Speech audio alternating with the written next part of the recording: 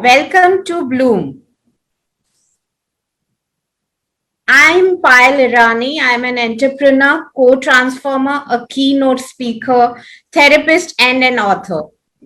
We at Bloom strongly believe in co-creation, collaboration, and teamwork. Bloom has powerful and dynamic team which have been handpicked. They are who's of who and are industry veterans. Bloom is into mental wellness, trainings, creating signature workshops for corporates and speaking engagements. Bloom will be catering to each and every individual where we will be creating masterpieces through our signature programs. I invite each and every one of you to be a part of Bloom, where together we grow, and as Bloom is casted, it will create ripples world over. Friends, let me introduce our co-host for today, Mr. KV Premraj. Mr. KV Premraj is a co-founder of Bloom. KV Premraj is also an author and futurist speaker on leadership and management. KV Premraj has spent 37 years in banking with experience in public and private sector. He was also the CEO of the BPO arm of a leading private sector bank. Premraj is a co-author of 3 books. All 3 books hits the #1 spot on Amazon best-selling list. Premraj hails from Mumbai and resides with his wife, son, daughter-in-law, mother-in-law, and pet cat-in-law. We have on our show today a very marvelous and dynamic personality. Now I would help and I would like to request Premraj to take it over from you. Premraj, over to you. Thank you, Payal. Thank you for that very, very flattering introduction. We have on the show today Mr. Thomas Varghese. Mr. Thomas Varghese is the business head of domestic textiles, overseas spinning and acrylic fiber business of the Aditya Birla Group textile businesses, overseeing 3 domestic and 7 overseas companies. Mr. Varghese has been with the Aditya Birla Group for the last 22 plus years, holding multiple positions across businesses, and has been instrumental in leading his team to assume leadership positions on the global front. His last assignment as MD and CEO of the Aditya Birla Retail Limited. As business head of Aditya Birla Retail, he oversaw the growth of all formats across India. ABRL has emerged as one of India's foremost supermarkets and hypermarket retailer. He has held coveted leadership position in various trade bodies over the years. He is a current co-chair of the Water Cluster Board of World Business Council for Sustainable Development. He is also the current chairman of the National Committee of Marketing and Branding for ASSOCHAM. It is this dynamic personality we have on the show today. Welcome, Mr. Thomas Varghese. Thank you, Premraj, for that. So let's start. As part of your working life, you have traversed the globe. For the benefit of the participants on the show, request you to please trace your footprints around the world. Thank you, Premraj, and thank you, Bloom, for having me on this call. I think I'm at the, like they say, the fag end of my career. So it's a career which is almost lasted 39 years and with a few more years to go. I actually started my intense travel around 1990 and 1991 when I was with a company called Indian Organic Chemicals Limited. That's when I started my international travel. The travel took me to many parts of the world, and we were the first in many respects in the polyester industry. It was quite interesting to meet stakeholders and value chain players across the world. Starting with Europe, which was a big market for me at that time, and also traversing the US and some parts of Asia.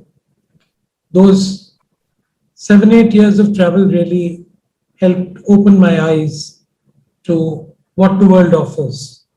So I got to know Europe very well. I got to know parts of Asia well. And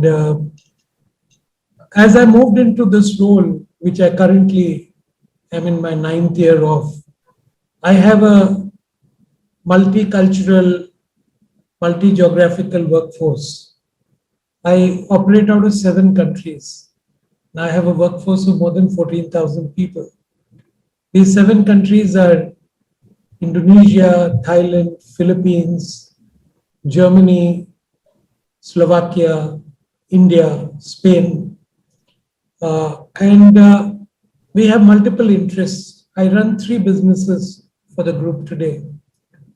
But to tell you about my learnings on the global footprint, I started traveling to China in 1992. That is the first trip I made. And over the years, I almost traveled to China every year for business and for some exhibitions. The first time I landed in China, I could see the green beret uniform Chinese soldier carrying a Sten gun, look quite archaic, but that is the vision I have of China in 1992. Every year I traveled to China was an eye-opener for me. The airports became bigger and bigger. The infrastructure improved with every passing year of my visit. And I have always been a great China fan ever since I saw this transformation in front of my eyes. And over the years, of course, we all know what China achieved in the 90s and the 2000s, early 2000s. These visits to China helped me in doing the first Chinese acquisition for the group of a company producing viscose staple fiber. In 2005, Mr. Birla gave me this job because we had been working for about 4-5 years.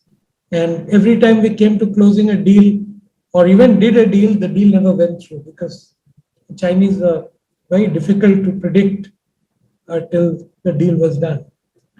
I was successful after about 8-10 months of search around entire China, which took me to practically the most significant provinces of China and opened my eyes to the Chinese hinterland. And it was not only about Shanghai or Beijing or Qingdao, it was or Guangzhou. It was about looking at various provinces of China, including going up to Mongolia on several occasions. And I was successful in closing the deal. And in 2006, we acquired the first Chinese company. So that was the beginning of my international exposure.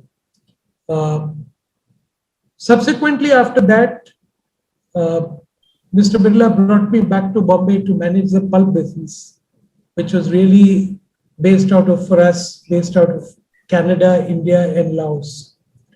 Even while I was in my operations in India, I had started working on the Laos plantation and pulp project and was also involved in the Canadian pulp projects. So eventually we have 3 companies in Canada. And we had the pulp and plantation company in Laos, and the plant I was managing in Karnataka, in Harihar, one of the largest plants in the group at that time, also had a large pulp plant. So working in the North American continent gave me a very good exposure on how the Americas work. And doing a very major project, which meant acquisition of a pulp plant and converting it from a paper grade pulp to a dissolving grade pulp plant, was a great experience by itself. But what it taught me was how different it was to manage culturally as opposed to managing the operations that I used to manage in India. You know, it is very interesting to see that how one engages even with one's subordinates. And, you know, it was very easy to give feedback to a colleague or a subordinate in India, even if very tough conversations. But the manner in which I had to do these conversations, because I was the managing director of the pulp operations in Canada, with all my CEOs and my other colleagues, CXOs, was very, very different. This opened my eyes to cross-cultural working for the first time. And this, of course, came on the heels of the acquisition of the Chinese plant. In sharp contrast, working in Laos, which in early 2000s was less developed. In fact, comparatively, if you look at the countries around that belt, Cambodia, Bangkok, Thailand, Vietnam, Laos was very, very underdeveloped at that time. And I was thrown in a position where I had to manage the entire Lao government. And it was a great experience to have a project approved by the Parliament of Laos, there was no precedent for it before. And to be able to acquire more than 30,000 hectares of land for my project of developing pulp plantations, and to see how stakeholder management in a different foreign environment could really make a big difference. It was a great learning experience for me during this period. And it naturally led to the point where in 2012, Mr. Birla brought me back from the retail business to the textile business, which was my core business. In textiles, I started with the domestic textile businesses, which we had 3 units in India, and moved on to taking charge of the entire Southeast Asian operations. So we had plants in Indonesia, I had 3 plants in Indonesia at that point in time. I had a plant in Thailand, I had 2 plants in Thailand. I had a plant in Philippines, and I had a plant in Egypt to complement the plant that I was managing in India. They were all different businesses. So in 2012-13, I got thrown into managing a completely vast and a wide multi-geographical operation, which came with its own challenges. Over the years, I think I have learned a lot about managing in multicultural societies, multi-geographical operations, and understanding that the culture and sensitivity of people in different parts of the world is very different. I also had a good taste of this, and I must mention it here. When I was in Harvard for the AMP, they had started at that point in time, and this was early 2000s, experimenting with what they called living groups. So each one of us who was part of AMP was put in a living group. So I was in a living group with 7 more people, and these 7 people came from 6 different countries. And therefore, including me, there were 7 countries represented in this group. And the whole concept of learning in a living group concept that I learned at Harvard remained with me for a long time and continues to stay with me. It was amazing to see how people from different cultures and different walks of life respond to the same stimuli differently. The value systems that people bring, let's say a person from Europe, that to the Netherlands and the countries that today lead in sustainability, in value systems, was very different from what came from Asia or Africa and what even came from the US. So multicultural learning and living in a global world is a very, very important element of learning, without which it is very difficult to manage cross-cultural operation. I also had the unique privilege of having to close a plant in Egypt. And that learning of how to close a plant was a very difficult one. And I understood that liquidation of companies in Egypt had taken years and decades.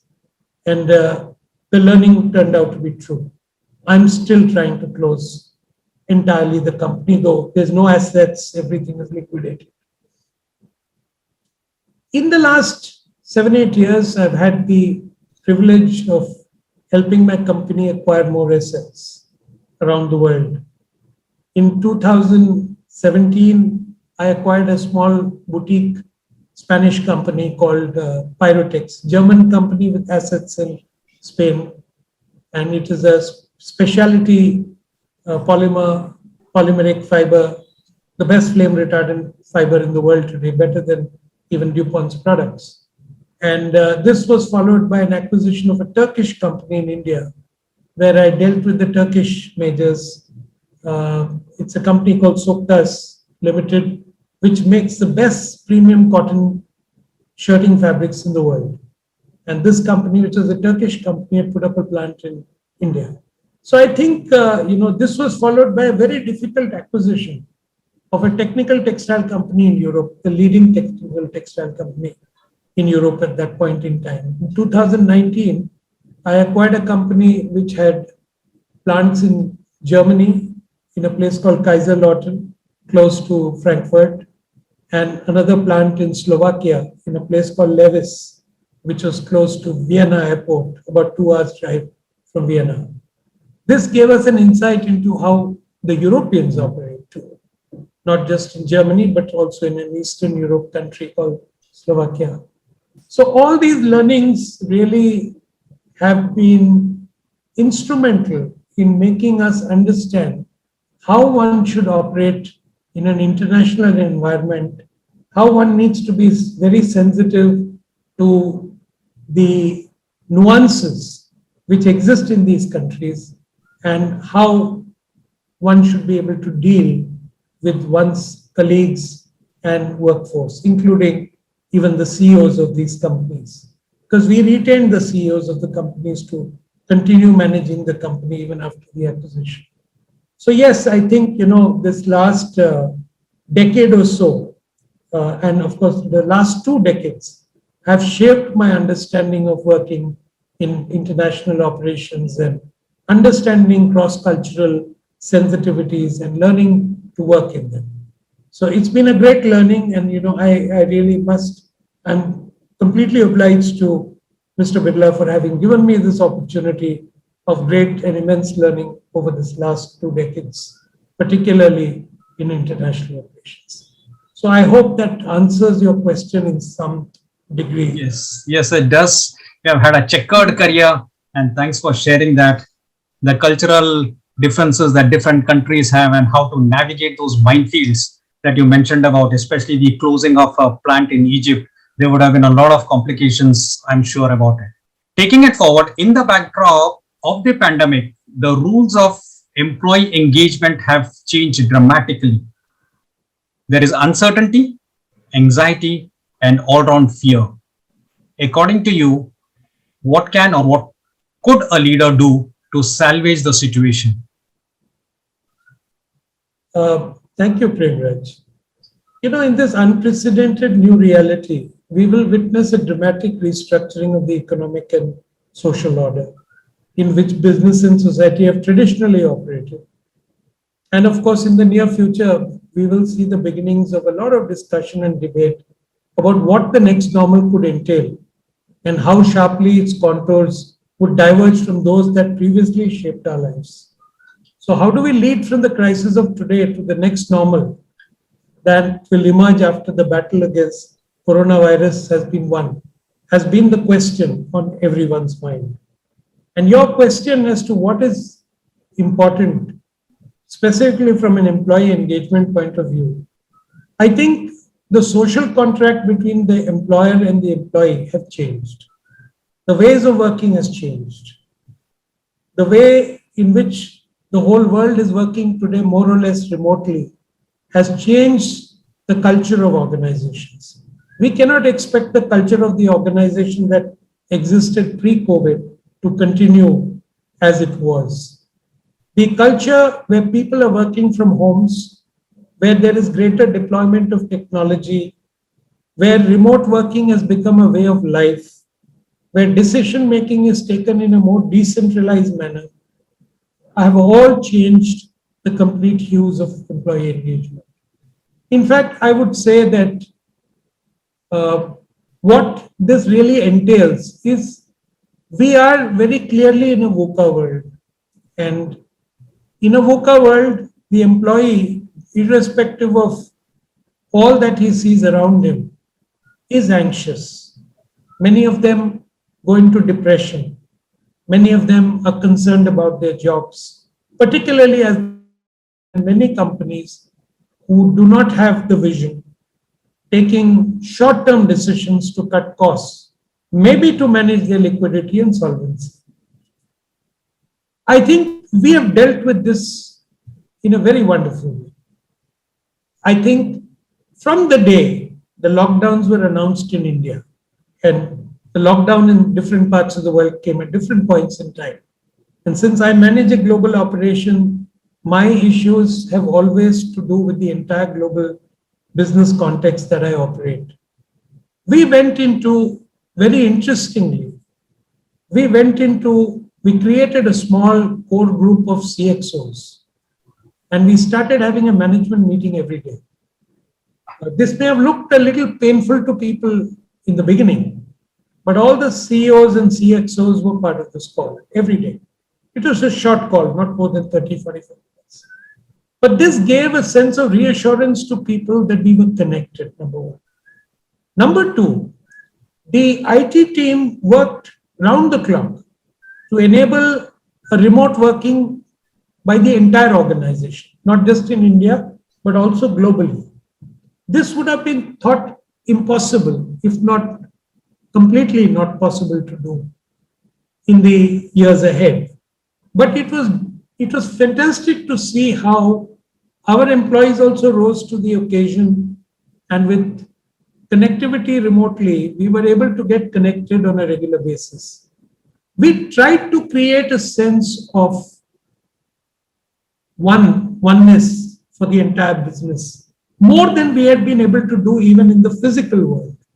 That because every business of the group was represented at these calls, and every business was represented in even the town halls that we were doing, we started having a feeling of more one ABG Textiles that we never had before. In addition to communication, and I would say that communication is absolutely the key in a pandemic of this kind, which struck the whole world and brought it to its knees. We were able to communicate with our teams. So we had business town halls, we had all business town halls, we had ExCom meetings continuously with our businesses, where the agenda was not only about the business continuity. Business continuity, of course, was the foremost thing in our minds, and how to get back to normal after closure of many plants around the world for different points in time and for different periods of time. The most important thing was to give people a sense that there is a strong backing of the Aditya Birla Group to every business, irrespective of the conditions that are prevailing in different countries. So communication became key, and we started a lot of R&R. Now, I had been struggling with R&Rs, that's reward and recognition, even in the physical world. I was not able to get my HR teams to really move.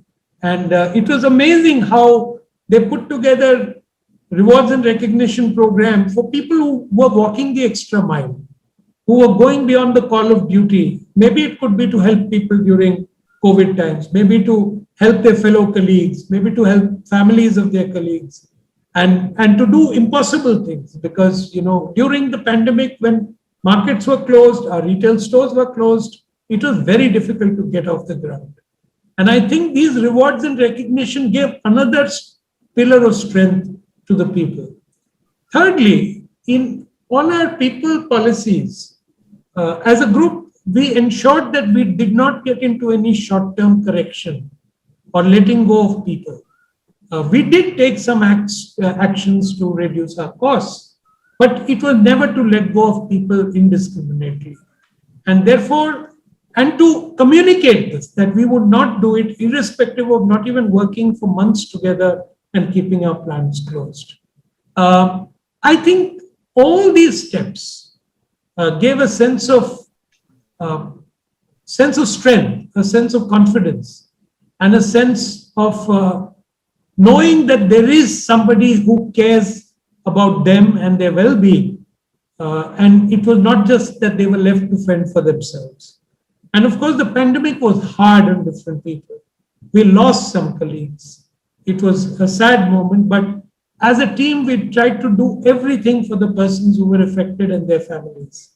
And I'm really delighted that, as a corollary to the second wave, we've come out with certain policies which are completely COVID-based policies for our employees, including for those people who lost their lives and who lost family members. And I really have to salute Mr. Birla for his vision and his compassion and his humanity. That what we have come out with has given so much confidence to the people in Aditya Birla Group that they know that if they are sick or if their family is sick in any part of the world, there will be support coming by not just code reds, but by hospital beds arrangements being tied up, oxygen concentrators being made arranged, oxygen cylinders being kept in plants and in offices, ensuring that medicines are arranged with whatever networking the group has to ensure that health insurance for COVID victims have been put in place. Health insurance schemes have been modified, fortunately, because we have Aditya Birla Insurance, which covers our insurance, to see that there are no caps on insurance costs, because many people have spent a lot more money than the insurance premiums really, provide for. So all these things have really helped considerably in managing the anxiety level, manage the nervousness that employees have. And I think we are really delighted that after a poor beginning, we ended the year quite well. And given the circumstances of the COVID and employee morale. And just to give you an instance, anecdotal incidents, we measure, we do these organizational health surveys. So we were doing it with Gallup for the last more than 10, 12 years. And we did one a couple of years ago, and we keep doing a dipstick. So we do the OHS every 2 years, and in every year we do a dipstick. We did a dipstick of our domestic textile business, 3 units spread across the country.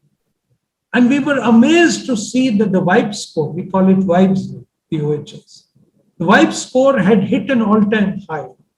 This was really very surprising to most of our people and also people in the group, because it is a very unlikely period to have vibe scores going up dramatically in a business which never had great vibe scores. And I think in a sense, it reflected really all the employee engagement initiatives we as a group had taken and rolled out. And it was very clear that it was not just implemented in letter, but it was also implemented in spirit. And therefore, it was felt by every employee. So I think that gives a strong sense of, purpose and a strong sense of commitment. I hope I've answered your question. Yes, you have more than answered it.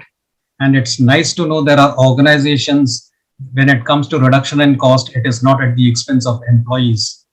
And there are a lot of good things that the organization is doing and has done. Thank you for sharing with us. And let us hope and pray there are more such progressive organizations, then the world and the employees, then the world will become a better place for employees to work in. And you said about communication, which is the key. Yes, the employees should know where they stand and what the company is doing for them. Thanks for sharing this. COVID-19 is said to be a black swan event. Is it really a black swan event? A black swan event is something that hits you completely unexpectedly. Over the years, we have had various viruses waylaying us. So COVID-19 is just not so unexpected. Has it become a black swan event so that the powers be can insulate themselves from being held accountable? you asked a very interesting question, Alex. And even at the cost of not being politically correct, I would say that it is a black swan event. It is a black swan event like no other event this world has experienced. And I'm sure you will realize that maybe in the last 3 or 4 generations, there has never been an event of this magnitude. You're right when you say that you had the HIV, you had the SARS virus, you had so many viruses that has afflicted the world. But if you notice these viruses were always limited in the geographical impact that it had. In fact, there was no virus that really went to the extent of becoming a global pandemic as this one has. Now, if you look at what this pandemic has done, this pandemic has brought the world to its knees. And, for the last many years, we all talked about globalization as being a great panacea to global economic growth and probably the only solution. And, the Davoses of the world, etc., became the Mecca for this initiatives. But you will see what are the pitfalls of globalization. You see, when people travel, and economic commerce is not limited to the national boundaries of your countries. And take my example. I'm running operations in 7 countries. I spend 20 days a month traveling. 20 days a month I'm out of the country. I've actually spent very little time in Bombay, which is my headquarters. So what am I doing really? I'm connecting with my people. I'm going to my plants. I'm reviewing my operations. I'm engaging with my employees. I'm doing town halls, and I'm connecting. And in this process, I'm actually traveling across the world. And therefore, the risk that the global pandemic actually brought got sort of accentuated by the challenge of globalization, the challenge of free commerce, the challenge of free travel to different parts of the world. And I can tell you, I have been working now for 39 years. I have never seen a world as we've seen in the last 2 years. When Mr. Modi announced the one-day stoppage, I thought it was an affront to civil liberties and our own freedom. When it became 1 week, it became worse. When it rolled into months, it became impossible. For a person who has never sat at home, even otherwise, it was a big, big change in my life. And therefore, I can easily say that the black swan event of the COVID-19 pandemic has, I think, made everything else that has happened globally in the past to be nothing but a mere shadow, including the 2008 financial meltdown. We have now seen a meltdown of the global economy. We've seen growth rates hitting a rock bottom. We've seen Indian economy having suffered probably the biggest jolt it has ever suffered in the last financial fiscal year. And this V-shaped recovery that we were hoping for has also received a very big setback. As you can see, the second wave of the pandemic has hit the country even worse than the first wave. And nobody really knows when it will end, because the numbers in India are still very, very challenging and very, very frightening. The number of deaths have been hovering around 4,000 every day, officially, as per the statistics. So I think we are in a very difficult period of time. And I would say this will require not just the policymakers, but the community, the individual, the companies, to really put their best foot forward in the recovery process.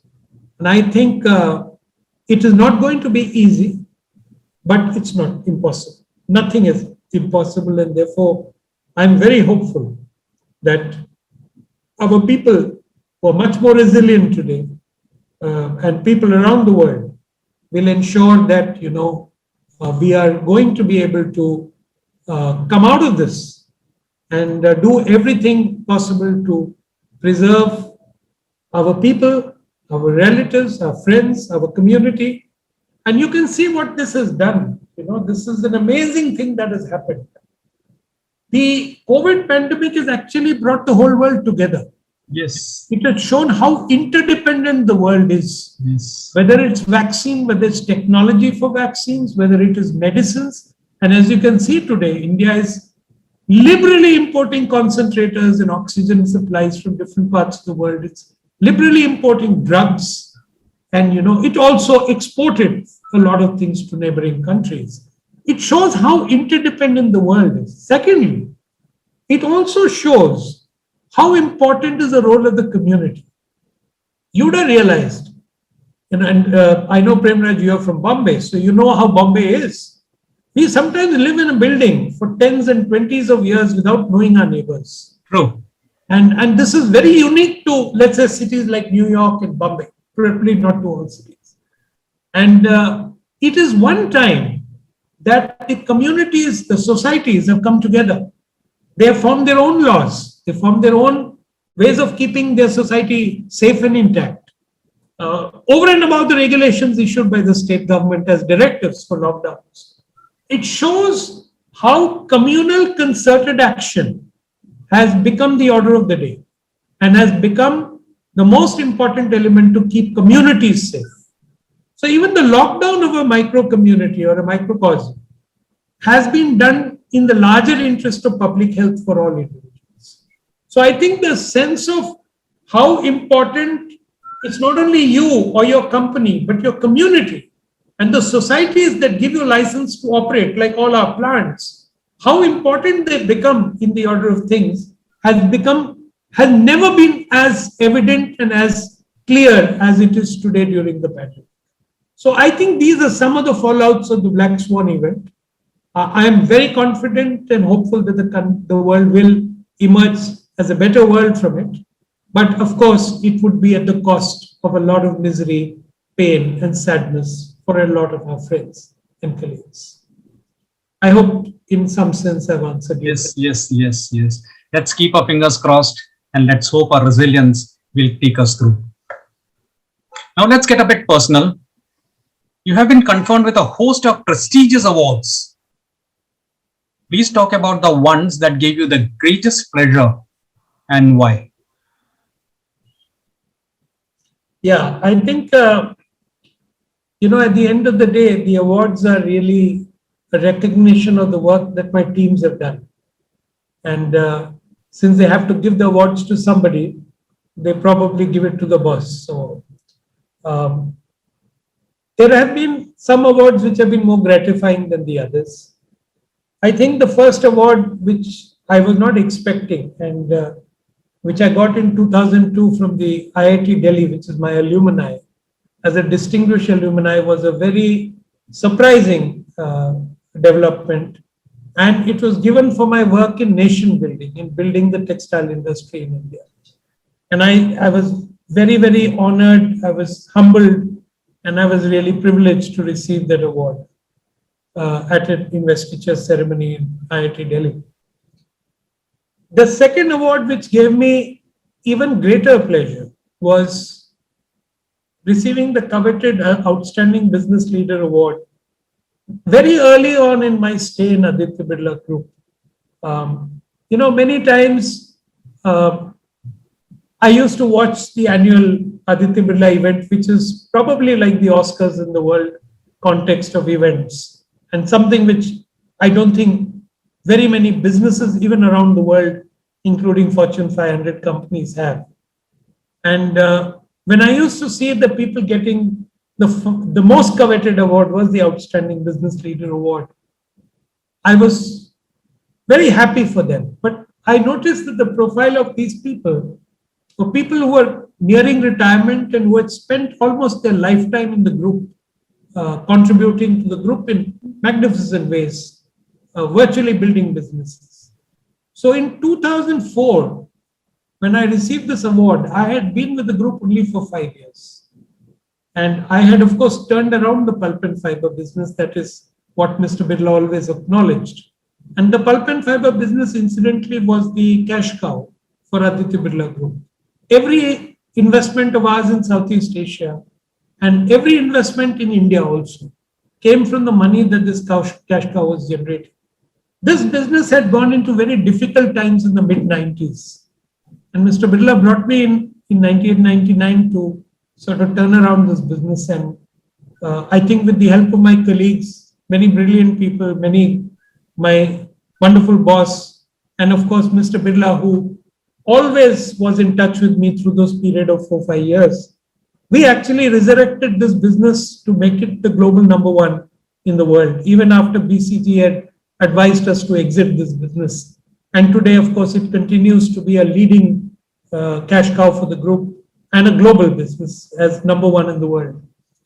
So I think receiving an award at a fairly young age, at a young tenure in Aditya Birla Group, it was absolutely a surprise because I could never have expected. I would have probably thought another 10 years in the group or 15 years in the group, I would qualify for this award.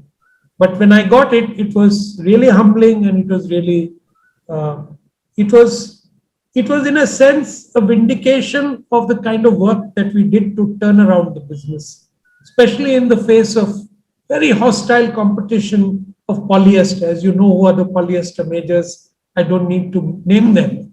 And to ensure that we not only took back our share, but we grew, and we continued to grow for the last 2 decades at 2 times, 3 times the growth of polyester, that is viscose rayon, or viscose fiber as we call it, was a vindication of the work that the teams had done. And I think they justly deserved the award. I was just the figurehead. But it was very, very gratifying to receive the award. Then in the late 2000s and early 2010s, I received a number of awards for retail. And I joined the retail business in a very surprising move. I was one of the few whom I think Mr. Birla thought as a troubleshooter. And he sent me to all the tough operations of the company. He took me in to turn the pulp and fiber business around. He sent me to Karnataka, to one of our largest complexes, which was about to close down because of labor issues, environmental issues. We turned it around, made it to be one of the best companies in the world today. In fact, in terms of Gallup scores, it has the highest Gallup worldwide scores for a number of years. In fact, for the last 1 decade, it has probably turned out to be one of the best companies. And it's also the winner of the Aditya Birla's, probably one of the few Platinum Award winners for business excellence. So, and then to bring me back to manage pulp operations, and then suddenly in the midst of that operation, he moved me into retail business. I actually thought it was going to be the worst decision of my career because I had neither FMCG experience. I had, of course, marketing and strategy experience. I had no experience of managing, a consumer business. And I told him, I said, this is like planned for failure. But he said, no, I think I have confidence that you will turn it around. So when I joined that business, it was in a very difficult phase. And like I said, I came from a zero base of knowledge. I used the next 4.5-5 years to learn about retail. And this really meant, and I'm not kidding you when I say that I worked 365 days a year.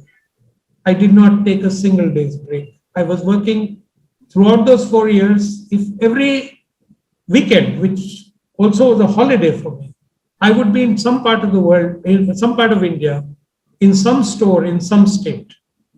It was a great learning. We opened more than 2,400 stores in a period of 18 to 20 months. You can imagine what that really means in terms of number of stores a day. Each store takes anywhere from 6 months to build. And these were all our stores, so they were not franchisee stores. And to build hypermarkets, which take years to build, was a great learning experience. Also to understand how to make retail successful in a country where modern retail was only hemorrhaging cash. And we hemorrhage cash too. So we were no exceptions. But how to reduce that and how to bring it to a manageable business was a great learning experience. So I would say that the awards that followed as the best retailer from many places, but most importantly, the Coca-Cola Retail Councils. I became a member of the Global Coca-Cola Retail Advisory Council. I received many Coca-Cola Retail Awards, which are given out in India to the best retailers. And the Asian Retail Congress Award is the best CEO of retail. These all were, in fact, only a confirmation on the hard work and the, almost I was doing 14 to 16 hour days and 365 days a year. And driving a brilliant team. So it was also very, very gratifying.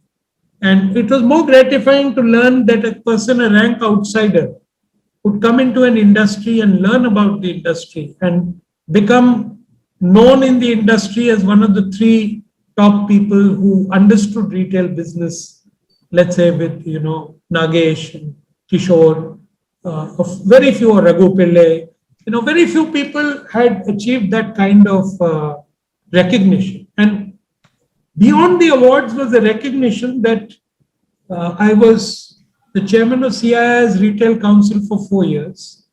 I was the chairman of the CII's Marketing Council for 3 years.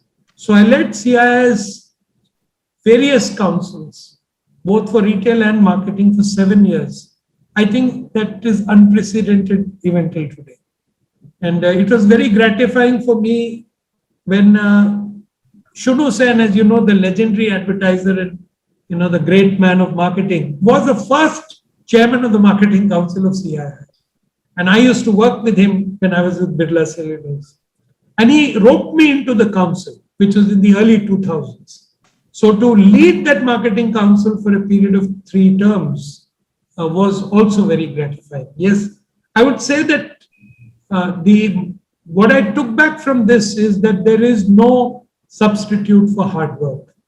And there is no substitute for burning the midnight oil. There's no substitute for keeping yourself continuously engaged with your people and to learn. So 2012, when I left this industry, my hair was completely white. When I joined this industry, my hair was completely black. I didn't lose my hair, fortunately. I still have it on my head, but I really grayed because those 4 or 5 years were almost equivalent to 10, 15 years of effort in a normal industry that I would have. So yeah, so these were some of the recognitions which have been very gratifying in the career that I've had. Thanks for sharing this. Hard work pays, and burning the candle at both ends really has given you rich dividends. And it was nice of you to acknowledge your team. Not too many people do that. My last question to you before I hand it over to Deepak. What's the legacy you would like to leave behind? I don't know whether you have seen my video on YouTube and LinkedIn on purpose of life and what is the true meaning of success.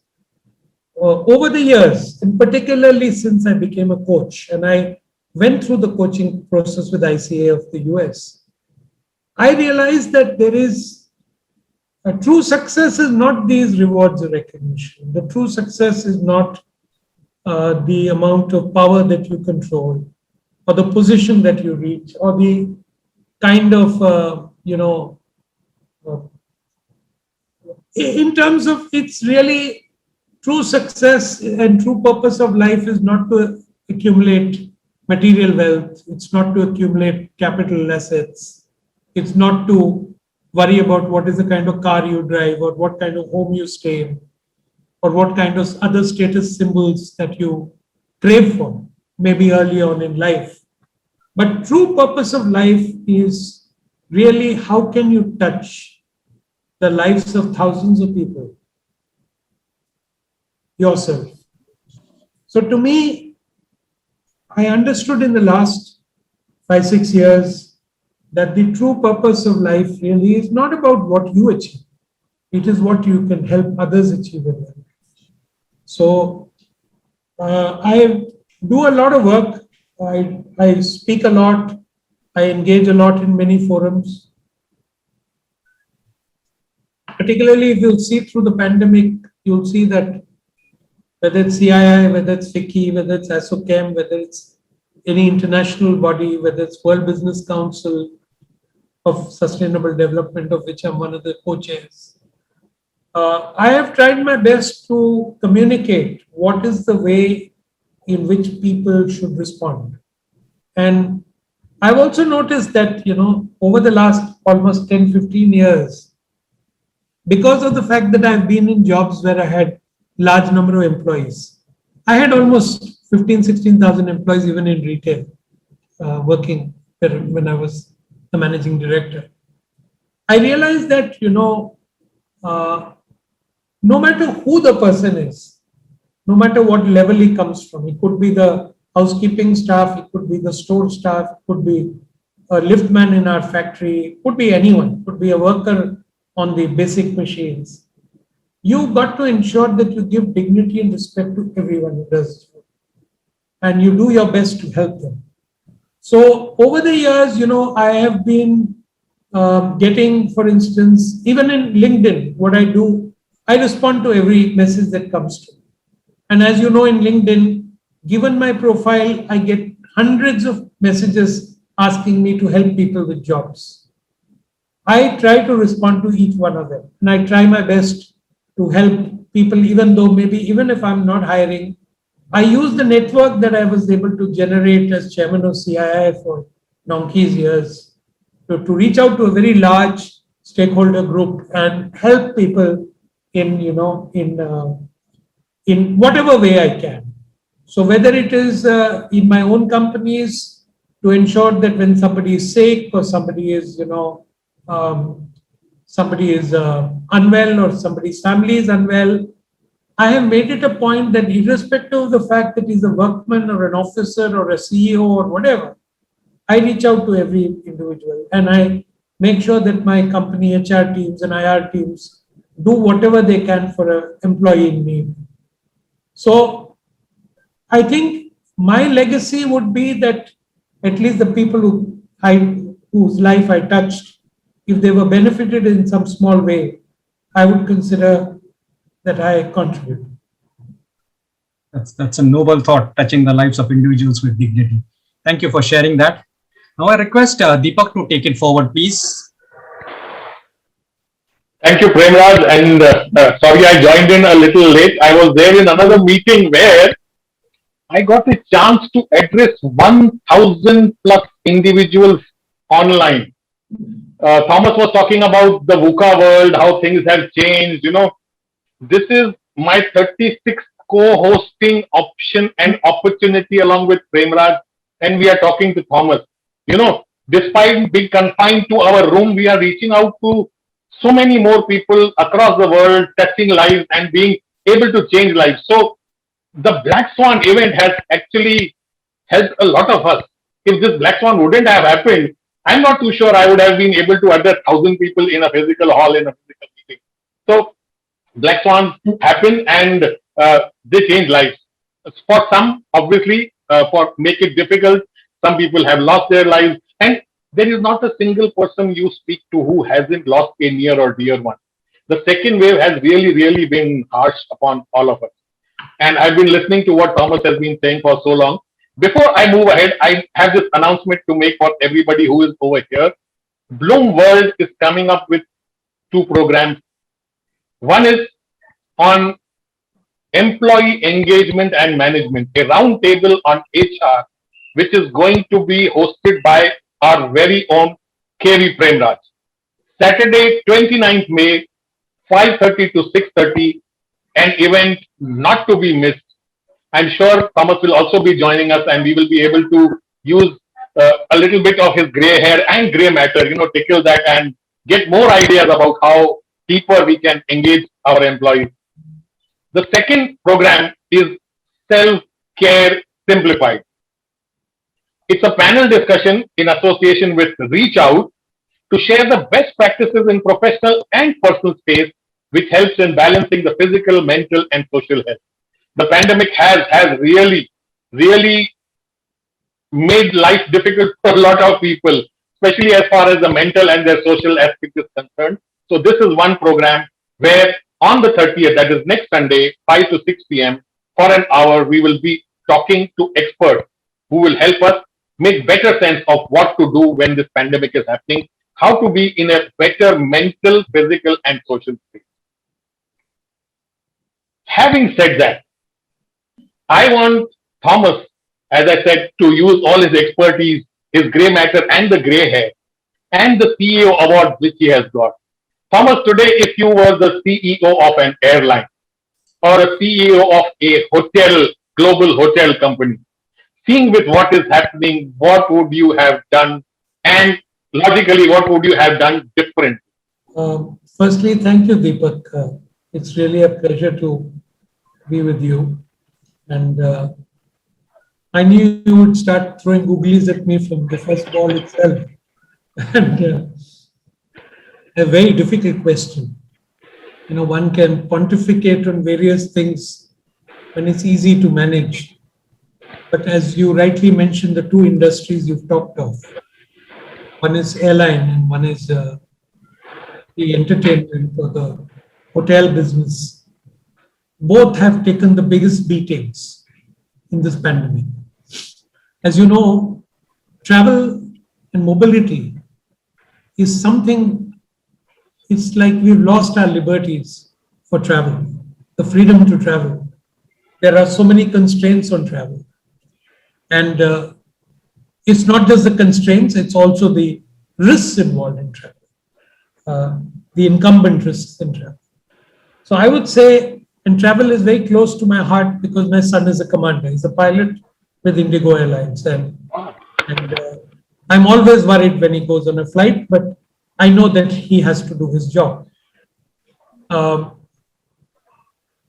if I was to be a CEO of a hotel chain, I would really be hard pressed today to see what I should do. So I think really the way the travel industry has managed the recovery of the airline business, and particularly in India, because, you know, at least till the month of April, I was traveling quite unhindered, taking all the precautions. I thought that the way the Airport Authority of India and the Indian Airlines rose to the task of giving confidence to passengers that they were traveling in a safe environment was pretty humongous. The fact that they were able to get a lot of digital technology in use to ensure touch-free boarding passes, luggage tags, ensuring that people's temperatures were monitored, the kind of scanners that were used, the fact that they had at every nook and cranny in the airport a sanitizer placed for people who are not carrying their own sanitizers. The fact that they made it mandatory for you to wear the face mask and the face shield, I thought were wonderful steps to bring back confidence in travel. And I must compliment the airline industry for doing this. And the fact that in keeping with the slow lifting of lockdown, that they were able to bring back flights in various sectors, I think was a step in the right direction. They did things which were not very pleasant, which you may not be aware of. My son has suffered a salary cut like all his other colleagues for a very long period of time. And the cuts still continue. And they also obviously froze hiring. So, you know, the hundreds of pilots who came out who were sitting on the bench with CPL licenses are still unemployed. And that's very tough for them and their families, particularly families which do not have the means to spend so much money, because making a pilot is a very expensive proposition. So I would say that the airlines have done the right thing. You know, many airlines around the world, you know, they tried out different experiments. You know, Singapore Airlines tried to do a flight to Australia, just a flight and to come back. They tried to do flights just to get people to entertain them in the aircraft itself. Yeah. But many of these did not really work.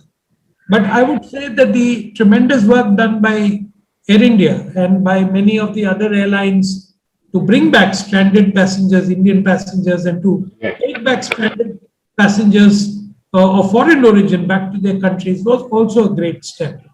And the fact that whether because I travel through airports a lot, the kind of steps that the Airport Authority of India took in the process of entering the airport, doing your check-in, doing your final boarding, also going to the lobby and the lobby areas to eat. You would see, interestingly, even in the lounge, they did not serve buffet food. They gave you dry food and they served it at your table in a package. So I think, all around there was a lot of effort to do this. Coming to the hotel business, I think a lot of hotel businesses, because of the fact that they were under various regulations not to run, the hotels ran. Many of the hotels were converted into COVID facilities, possibly by the governments and the municipal corporations of respective states. They had a very tough time. But even they innovated. They came out with packages. I don't know how many of you know that the Taj was actually giving out rooms for 3,000 rupees for a long time, and they probably still are. Practically every big hotel chain in the country became like a place for people to go and spend 4-5 days or a week. It became affordable. You can't think of going to Grand Hyatt and staying there for 3,000 rupees. Normally the rack rate is 12,000 rupees or 15,000 rupees, including the Taj. So I think they did a lot of innovation.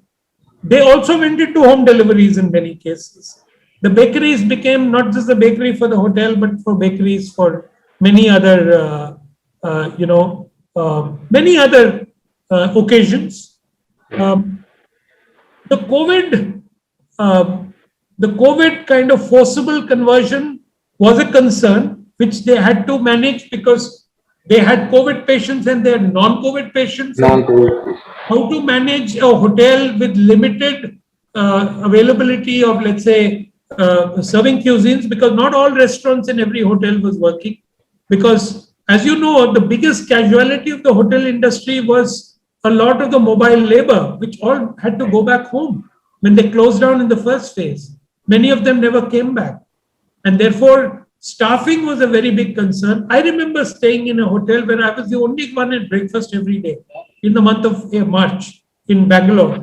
I was the only one. And I would wonder why there were not too many attendants. And then I realized that it didn't make sense to have too many attendants. The hotel couldn't afford it. It would not be profitable. But everything that they did to make you feel comfortable, just like the airlines did, to make you feel that your beds are sanitized, that your room is sanitized, that the food is served in such a manner that you can ensure that even the plates that you are using are sanitized. So I think a lot of confidence building measures took place by both these industries. And I think while they're obviously not in the best shape, but I think it is a part of recovery that they would have to go through, given the kind of industries they represent. But I think they have been fighting with the government to get everything opened. And believe me, even the period that they did open between, I would say, October, November to March, I used to frequent them very often.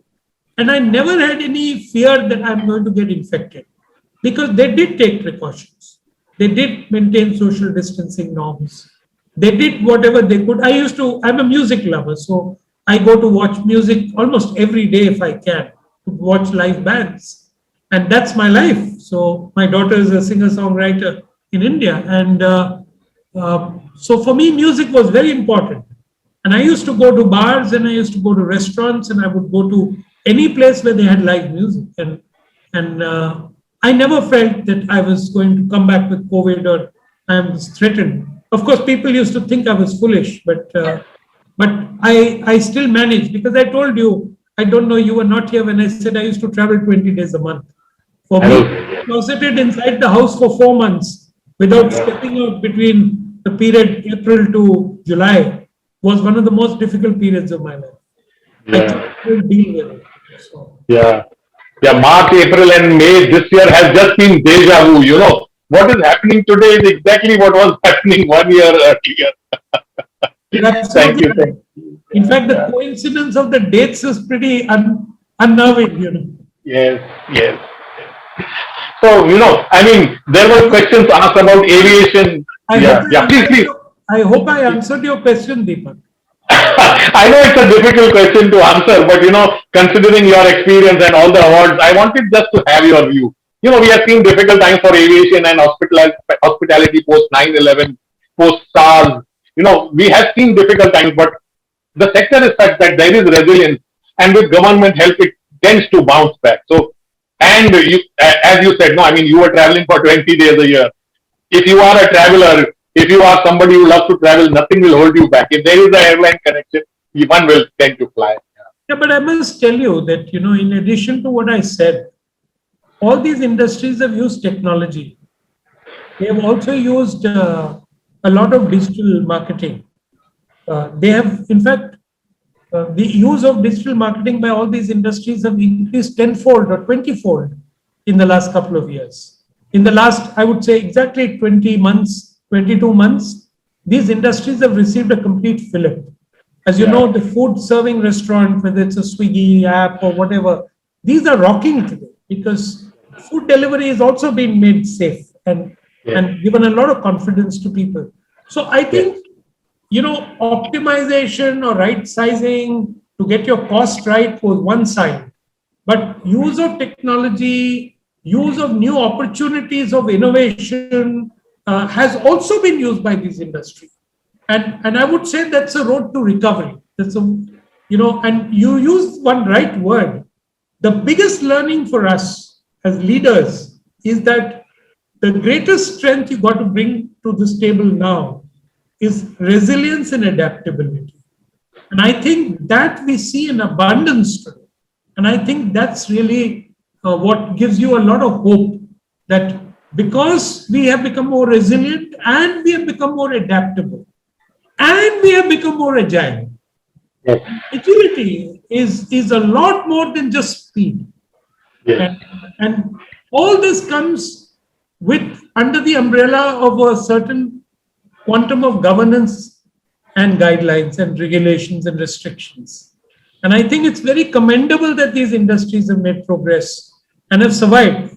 Maybe many haven't survived, and one feels sorry for it. But I guess understanding the change of technology, understanding how to use the limited opportunities with innovation and creativity, how to ensure that you are agile to pick up the insights and foresights of what consumers are looking at next and be there the first in go to market is going to be the recipe for success going forward.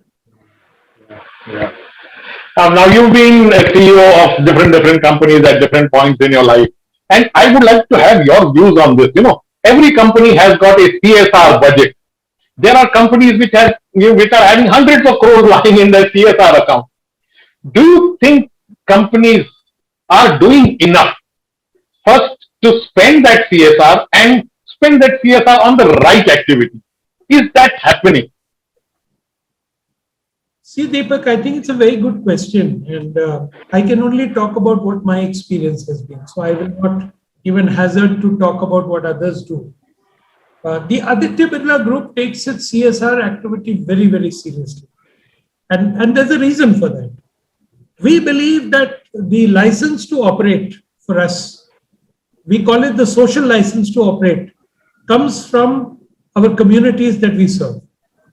And having worked in a particular plant in the interiors of India, I can tell you that the amount of work we do in the communities is mind-boggling.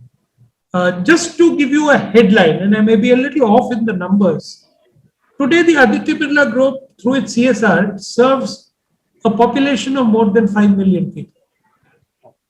And we have about easily, I can't be sure of the numbers, but we certainly have about 70, 80 units. And all these units are in backward areas.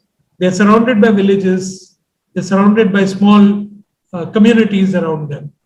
So the focus of our CSR has always been education, health, self-help groups to create independent working. Health, of course, includes a number of things. It includes not just health camps, specialty health camps, artificial limbs, actually going, the ambulance actually doing a recce every week by villages, goes to 2, 4, 5 villages. A doctor is on board, an occupational health person is on board.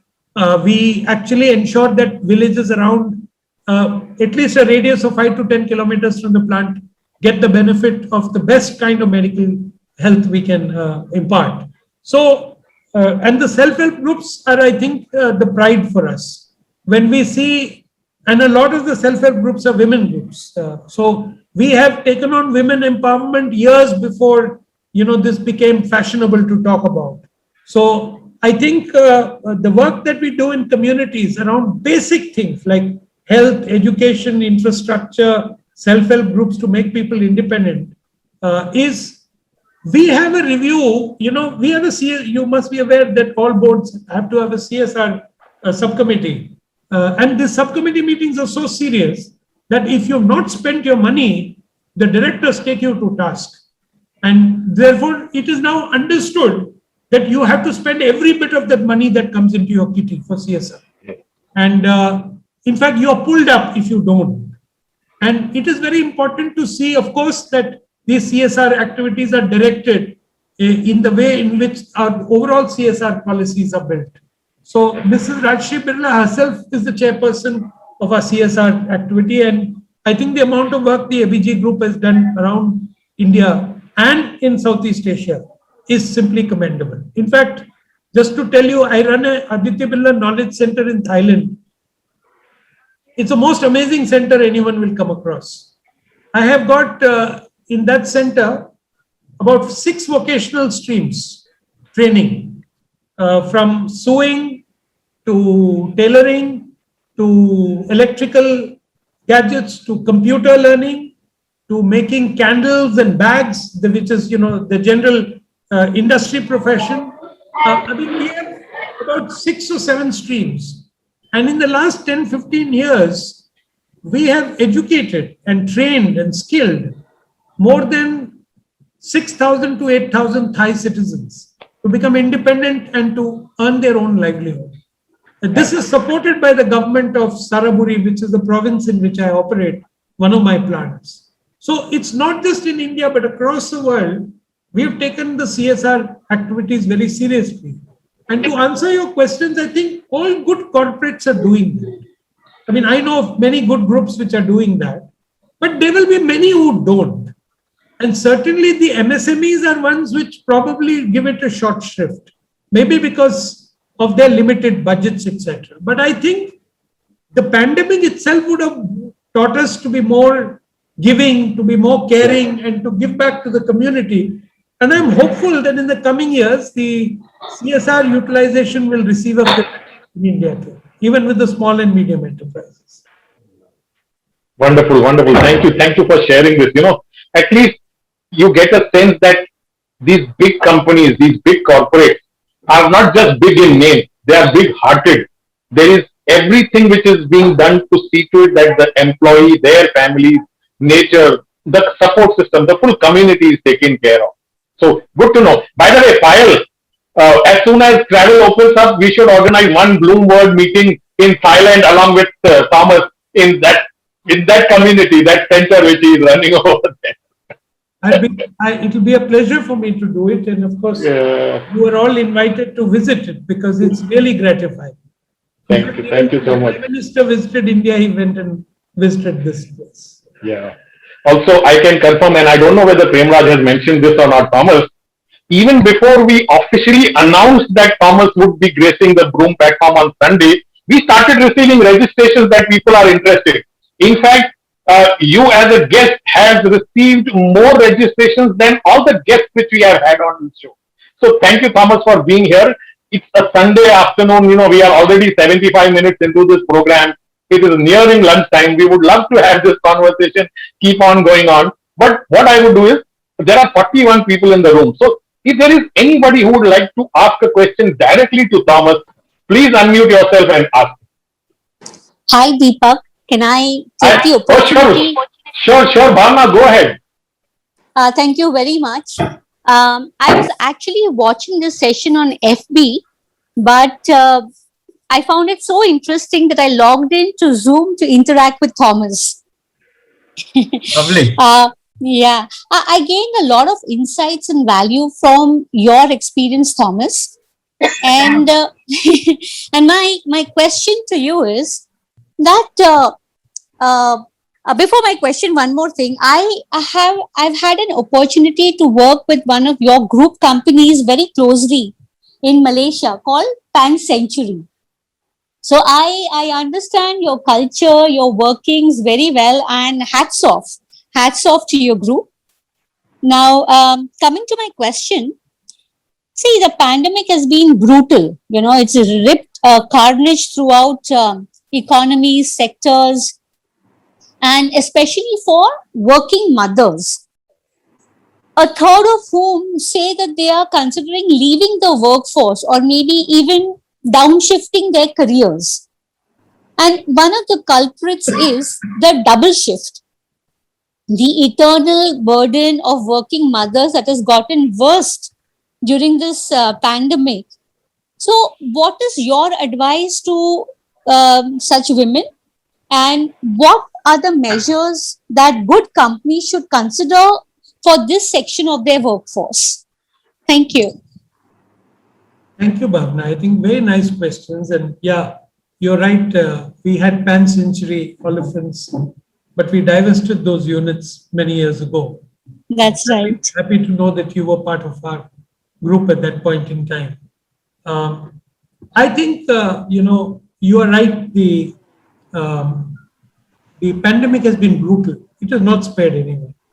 And it has affected everyone, rich or poor, but obviously it's affected the poor much badly, much more, intensely. Coming to women, I would be happy to tell you that we, at least as a group, ensured remote working. And we, in fact, even when the lockdowns were lifted, we left it completely discretionary to an employee, particularly given his or her situation, whether to come to office or not to come to office, if they had parents or children or youngsters with comorbidities. We encourage people to stay safe. We encourage all our employees to stay safe, including saying that anyone who had to depend on public mobility and infrastructure may also stay home, because we don't want you to run the risk of getting infected. So I think it really depends upon the kind of group we are dealing with. I'm happy to tell you that for the last 2 years or so, our focus on increasing diversity in our workforce has taken an absolute, it's gone up tangentially. We are trying to recruit more and more women. So I certainly would not like to hear that women are wanting to leave the workforce, because we are wanting to deploy more and more women in our workforces, including in the plants, including in shifts, which is a change which has happened in the last couple of years. And I think we've come out with a lot of enabling policies for working women, working from home also, to ensure that they don't have to bear the burden of the double shift, as you rightly mentioned. But again, I can't really say that what ABG does is par for the course for the rest of the country. I wish it would be, but maybe not very progressive companies and groups may not be doing all of this. But I think in times to come, this will become essential, because the pandemic has changed the way we work, has changed the way we work and we live. And I think hybrid working and a lot of remote working will become the order of the day. In a sense, giving some support to working women. Because while we all understand people who are working, that working from home doesn't mean you work less. In fact, on the contrary, people end up working more. Yes. Please save yourself that 1 or 2 hours that you are traveling. You also save yourself all the other, preparatory time that you waste every day getting to work and coming back. But it doesn't mean it life gets easier. But progressive companies are mindful of this, are mindful of the not just the financial but also the emotional impact on their employees, and they are designing. We are coming out with a lot of new policies which probably will make a lot of remote working more facilitative in the years to come. So I hope, Bhavna, I've answered your question. So Yes, thank you very much, Thomas. You very well answered, and it's very, very heartening to know that you are encouraging more and more women to take active role in workforce in your organization. Thank you very much. thank you. By the way, Thomas, Bhavna is a part of the Bloom Advisory Board, and she is an accomplished leader and an expert in the corporate space. So I mean, once you actually get to meet her, I mean, just the depth of experience that Bloom has, is just commendable and remarkable. So thank you for asking that question, Bhavna. Thank you, Deepak. Thanks a lot for those kind words. Thank you, Bhavna, for asking this. Sir, can I Thomas, ask? I have Deepak, a I'd like to, sorry, carry on. Plan. So thank you very much, gratitude for gracing Bloom platform. And my question to you is, what is your next big goal? I've already alluded to this in my video on YouTube on the purpose of life and the definition of success. So I think my future plans would be to continue to touch as many lives as I can, to help people out as much as I can. I have a lot of interest in music, with my daughter being one of India's leading singer-songwriters. So I would like to get involved in music, help a lot of people, young musicians whom I already am in touch with, a large number of young musicians who are struggling. The COVID has not been easy on them. So really work in the music, work in the area of helping people, start a little bit of my coaching and mentoring practice. But I still got a few years to go before I step out to that. And more importantly, to try and help everyone who reaches out to me. I'm very active on the LinkedIn. Many of you who follow me will know that.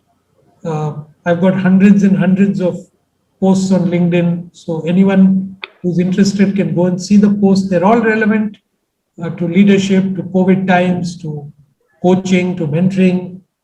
I also am very active on the Instagram. So I'm a cook. I call myself an aspiring master chef. So I like to cook. I put out a lot of cookery things on my Instagram. Wow. All these things are. I'm also a bartender, so all the guys who love a good drink. Bartending. Thailand, I'm telling you, we are going to enjoy in Thailand. We will definitely love to have food with your cooking. And it has been the most endearing talk till now. So far, so many speakers have graced Bloom platform. Yours was the most endearing talk. And I salute your solidarity, Thomas G. and Mr. Billa. Thank you so much.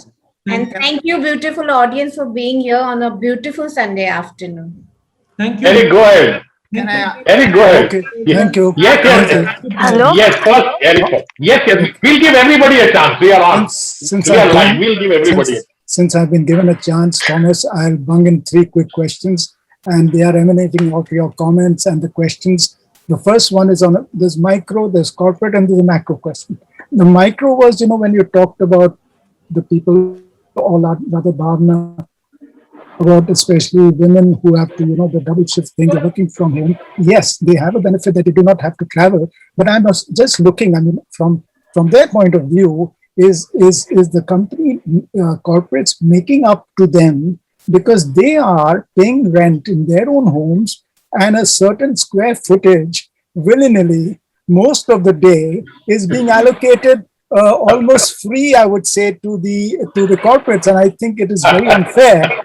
Similarly, to me, it's not a joking matter, because when I multiply it by thousands of people, I think there is a big I won't call it, miss sort of balance there, where both interests have to be balanced out. And the person is paying for Wi-Fi, the person has paid for his laptop, he's taking time away in between, and all of that. So I think maybe possibly a stipend or something, maybe you're already doing it, you might wish to, clarify.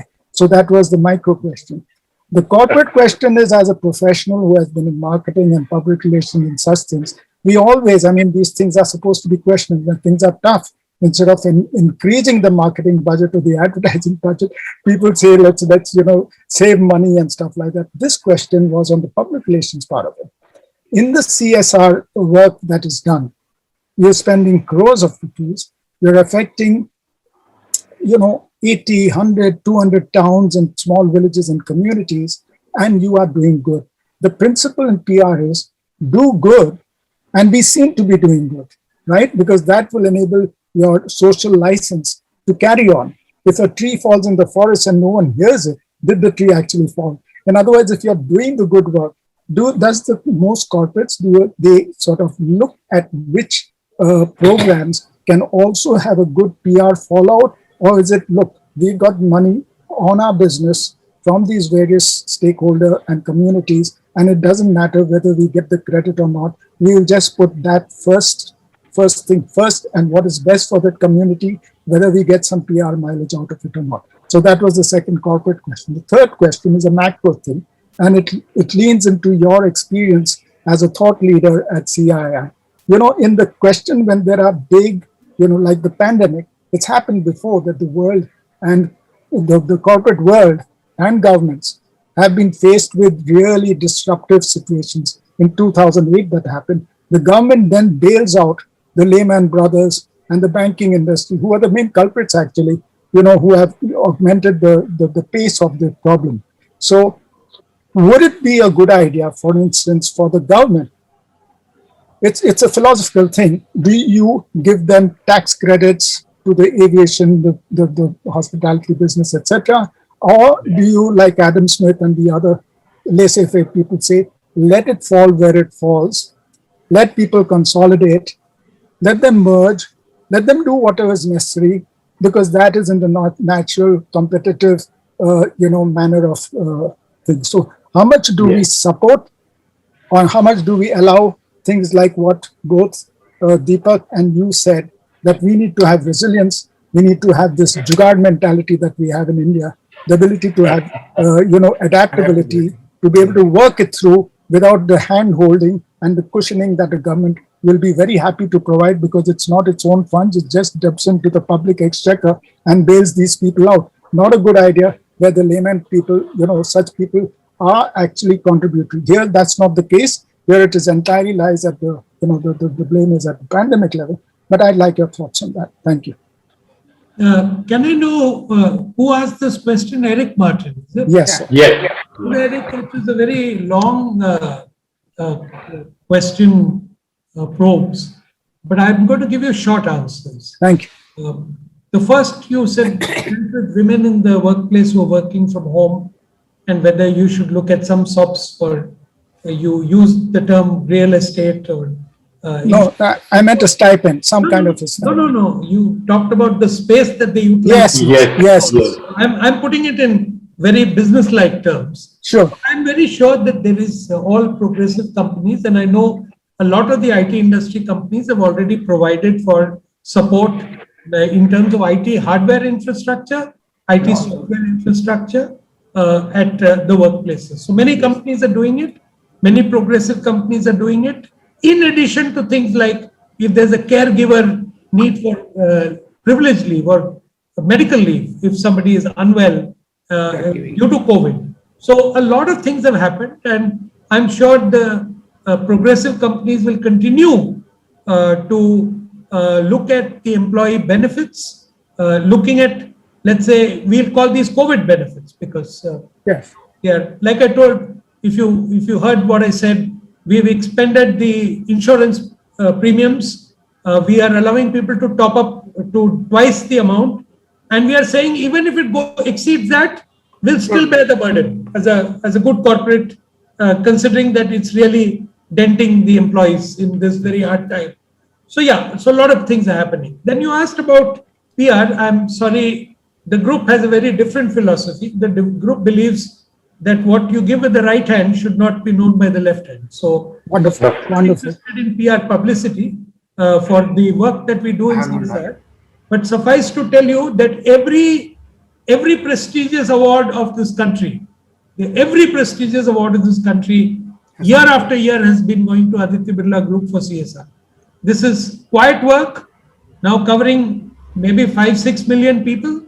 And I think, I don't think really PR is what is important there. What is important is what do the people, the beneficiaries feel about what work is being done. And that is tracked and feedback is obtained. And our CSR initiatives do get tweaked if we feel that the beneficiaries are looking at some other kind of activities or sectors for us to invest money in. So that was my point. You do have some metrics where you'd be able to see. Yes, of course. We have a very structured CSR process. Maybe the Gallup poll or some kind of similar kind of thing. Yes, the Gallup poll is done, like I said, every 2 years by us, and it's fed back into the system. And the third issue, Eric, which you talked about, is a little more complicated because I think, since I run businesses in many countries, I know what is the difference in the government approach in different countries. Yes. Just to tell you that in Europe, I was given 75% of my workers' wages by the government of Germany and the government of Slovakia. Wow. Subject to certain conditions, right? But this is not the case in India. In India, I'm sorry to say, it's a lot of Hawa talk. And beneficiaries have not really got the benefit, including on the financial side, when we talked about moratoriums of loans and deferment of payments, particularly by the stressed industry. And you're right. I think it is time for the government to think of a recovery package which could include even tax breaks to the most affected sectors. So I'm trying to my question was whether CII, being the premier industry institution, is actively doing it, because there's no point in doing it after the event. It should be done right from now. It should give the right signal out from government to industry that when hard times are there, we are not just going to take a pound of flesh without giving it back when it's needed. So that it's a long-term thing, because if they sustain these industries now, they will be even bigger taxpayers later on.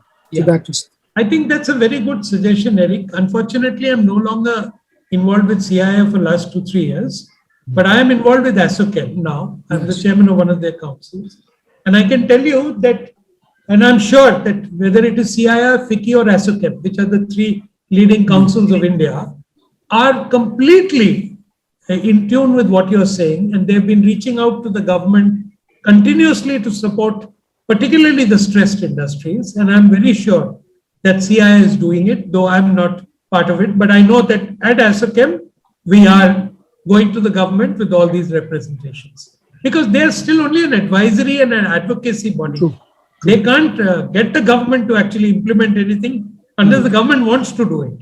And I already told you what is the kind of support that other governments around the world have given to their respective industry, both large, small, and medium. So I hope I've answered your questions. Eric. Point on that was, Thomas, is that you have the evidence, you have the fact that other governments are doing it. So we need to do a bloody good marketing job with the government, saying that here is the evidence, this is how it is helping, and it is maybe a lack of capability or selling ability on the behalf of FICCI, ASSOCHEM, and CII. If they cannot turn some head rounds, and put the squeeze on, because industry does contribute to government in many ways. So there should be a quid pro quo. Yeah. So I think that's well said, Eric. That goes on. I just think we need to do a better selling job as industry to get it done. Sure, I'm sure that they should do that. You're right. Rabia had raised her hand. Rabia, if you want to ask a question, please unmute yourself. Otherwise, Dr. Rao. Good morning, good afternoon, everyone. My name is Rabia. I'm working with ABG Group.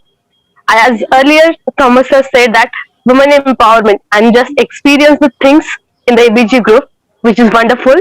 My question is what are the mistakes and failures which is from you learn lots of things, at your teenage, sir? Just because right now I'm a new joinee in the ABG. So what are the mistakes you done, and from which, what are the lessons you take it from that? Thank you, Rabia. I think I've made a lot of mistakes throughout my life. Maybe continue to make mistakes, but I think the first mistake would be that unlike many other people fortunate than me, I didn't really pursue my passion. My passion is I was a cricketer, and I used to play for Cooch Behar at a schoolboy level. But after having joined IIT, I gave up cricket, whereas my school friends, many of them went on to play for India. Many of them went on to play for India in cricket at a national level. So, so I would say that yes, maybe one of my regrets is that I didn't pursue my passion, but work that I've been doing over the years has become my passion now, and helping people has become my passion. But I'm envious of my children who are pursuing their passion, and I'm very proud of them. My son is a computer engineer who, after he completed, had a job with TCS, wanted to join, didn't ever want to do a 9-to-5 job. He told me he wants to become a pilot, which was a shock to me. In fact, I almost fell off my chair when he said that, because I never realized that that was his passion in life. And I'm so proud of him today. He's probably one of the best pilots that Indigo has. He's a line training captain. He's a commander. His next aspiration is to become a simulator instructor. And I'm quite sure he'll get there too. And my daughter is a singer-songwriter, one of India's leading English singer-songwriters, also sings for Bollywood. She also, I thought, would take on a regular MBA career after her economic and stats honors in Stevens. But in Xavier's, sorry, not Stevens, in Xavier's, but she never did that. She pursued rather her dream of becoming a singer-songwriter. And she's a good one, and I hope she will become, she will realize her own potential and her dreams in the years to come. So I would say, Rabia, follow your passion, whatever it is. That's my only advice to you. Thomas Varghese sir, it is pleasure listening to you. I have one question. You said you have seen the developments of infrastructure in China. Please share your views on the same in India, where India could be in the next 20 years, and what India should do or focus to reach that #1 spot in the world. Thank you. Mr. Jagannathan, you asked a question on which a lot of people have a lot of different views. I remember many times listening to headline news of some politician or the other saying that we will make Mumbai into Shanghai or Qingdao, whatever. Frankly, nobody really understands the effort the Chinese have done. I remember when I was doing my search for my partner for joint venture or for acquisition, everyone told me, China is only Shanghai, Beijing, Qingdao and Guangzhou. Every other part of China is backward. But believe me, as I traveled through China, the kind of infrastructure I saw, you will not believe that most of China's hinterland is connected by concrete roads. That is why it explains why the Chinese cement companies are the largest in the world, because that's the amount of concrete they consume. The roads are fabulous. The airports, even the smallest airport is bigger than the biggest airports we have. And this I'm talking about knowledge of 6, 7, 8 years ago, because in the last couple of years, I've not been traveling as often to China as I normally was. So I think, frankly, given the kind of political environment, given the kind of corruption, given the kind of lack of priority, it is very difficult for India to emulate China. And, fortunately, the late Prime Minister, Mr. Vajpayee, tried to do something on the roads, but, again, it went into cold freeze. And I think, to me, I personally believe that a country is built with advanced investment in infrastructure. And, it's like putting the horse before the cart, it's this whole dilemma that do we have the money to invest in this, and are we doubtful about the investment? To me, infrastructure is an economic multiplier like no other. Yes. I think Indian governments, successive Indian governments, have not invested in infrastructure as they ought to have. And when I say infrastructure, I mean roads to begin with, ports, trains, airports, water. These are the kind of investment that Indian government needs to do in terms of infrastructure. And frankly, people have different views, but every time I went to China, I saw a new China. And every time I come back to Bombay, I see the same Bombay for the last 30 years. And I don't think we will ever catch up with them. I don't even think we should even think that we will do. We'll never catch up. That's my firm belief as a China watcher. Yeah. Thank you. Thank you. As honest as one can be, Premraj, closing comments to you. Before that, if Abhijit wants to say something, because Abhijit was the person who introduced us to Thomas Varghese. So Abhijit, if you are around, if you want to say something, otherwise Premraj can go for the closing comment. Thank you, Thomas, for great to hear you. I think it was wonderful. My just one question is, now that, in fact, I have not traveled for the last 15 months. I used to continuously go around for, not globally, but yes, continuously around the country.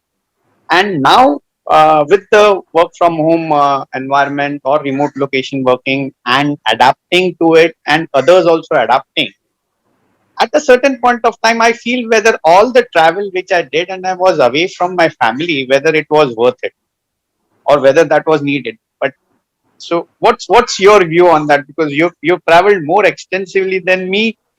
Maybe I travel maximum a week, a month, but it's been 3 times more and all around the globe. So what's your take on that? And will in future, do you think you could be traveling so much when it opens? I think it's a very good question. It's a very good insight, Abhijit. Firstly, thank you for bringing me onto the platform, because I owe it to you. Thank you so much for it. I think you're right. There will definitely be an introspection on whether the kind of travel that we did pre-pandemic was really required. But I would say this is very, very different for different individuals. Agreed. Very different for the way we operate. I'm a guy who operates very much at a you can very crudely say at a physical level. That means I like to meet my people. I like to meet my workmen in the factory. I like to go around the plant. There are many people who never go into their plants, who never visit their machines, who never meet the workmen so it will really depend upon the kind of person. But yes, reflecting on what we have gone through, which is a once in a lifetime experience, I'm very sure a lot of us will pull back on travel, will cut back on travel, will put a kind of filter to say, is this really required? Is this something I really need to do? And definitely the frequencies will come down. And you're right. And a lot of travel mobility will reduce for sure, because you're still not sure whether you're safe. That's another big uncertainty. But at the same time, the learnings of the last 2 years will sit very heavily on us to say that, really, do I need to do this? Can I do it virtually? And therefore, the world will never be the same again after this pandemic lifts eventually. The way of working will change, and the way in which we run companies will change. Everything will change.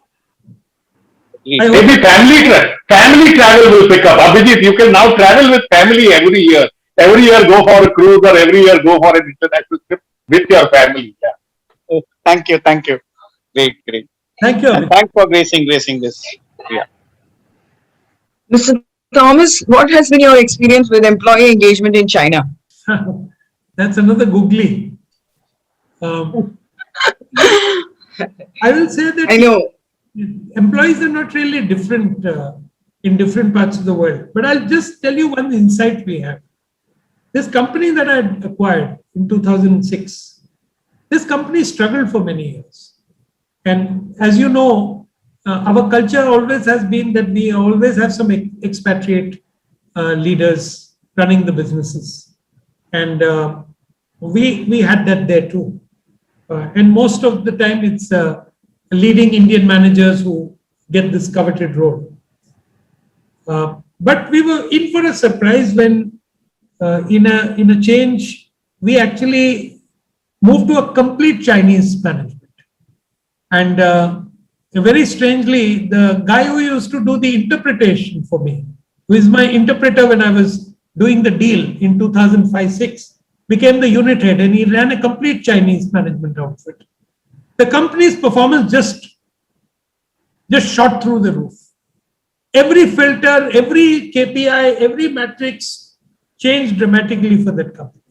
So I think the only learning I can take from that is that, you know, there is different ways to motivate different cultural teams, and maybe they found the sweet spot there, and maybe getting an all Chinese team was the answer which we were awaiting for a long time. But I'm not sure whether it's universally applicable, but that was our experience. So you asked me for my experience, that is our experience. Yeah, because all of us are very curious about China.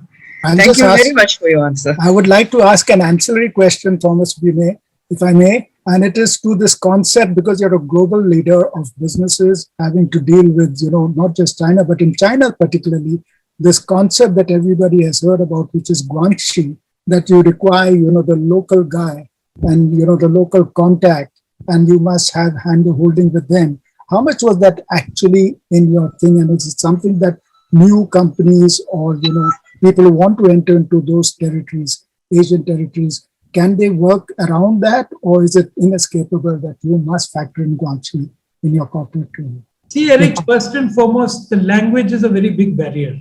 Yes. You must understand that you go into a meeting with 10 people and you don't have a clue about what they're talking amongst themselves or what they're really feeling, saying, or thinking.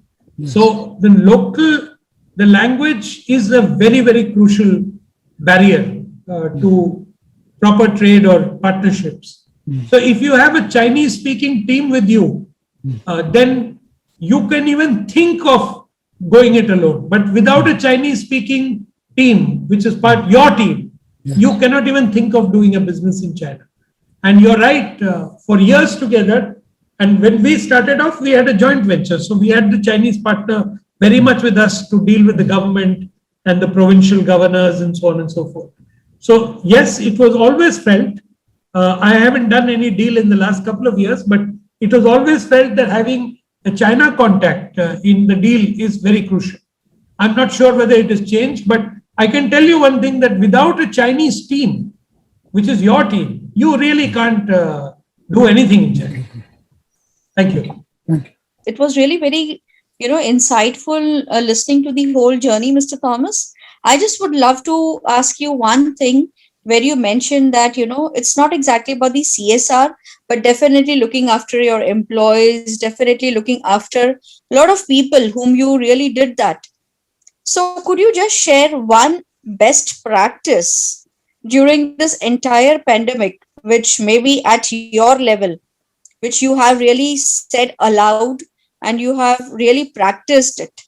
Thank you, Neeta. I think since we're all working remotely and working from home, every person who's got infected during the pandemic or his family members have got infected, I've spoken to each person individually, and we have a very large global workforce. So that's one of the practices I've continued and promised them and assured them of all support and ensured that that support was given to them. So that's one of the best practices that I continue to follow despite the pandemic.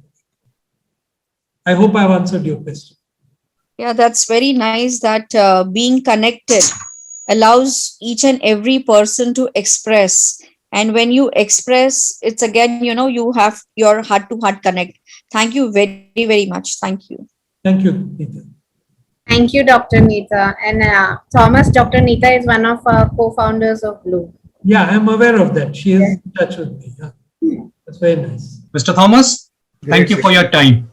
Thank you, Premraj. Thank you, Deepak, and thank you, Payal. And We will cherish the pearls of wisdom culled from your varied experiences across the globe. I hope it was of some value. It My is. 39 years of working, and we're always happy to connect with anyone for anything. Thank We you are so richer much. by the experience of being in your proximity. The world needs more leaders of your breed. Thank you. Thank you so You should much for having me. Thank you. God bless you.